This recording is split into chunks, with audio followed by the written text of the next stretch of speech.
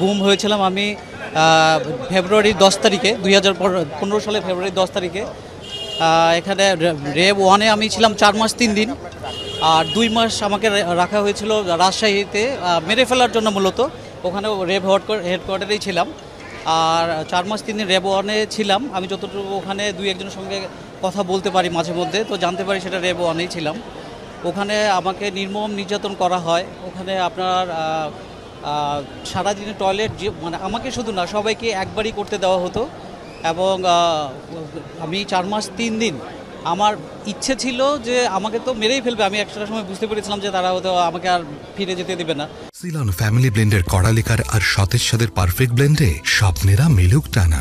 তো আমার ইচ্ছে ছিল যে আমি যেন রিলিজ হওয়ার মানে আমাকে মেরে ফেললেও আমাকে যেন 10 মিনিট ঘুমাতে দেয়, আমি যেন শুয়ে ঘুমাতে পারি। কারণ 4 মাস 3 দিন মানে শুয়ে থাকাটা, এটা যে আল্লাহর কত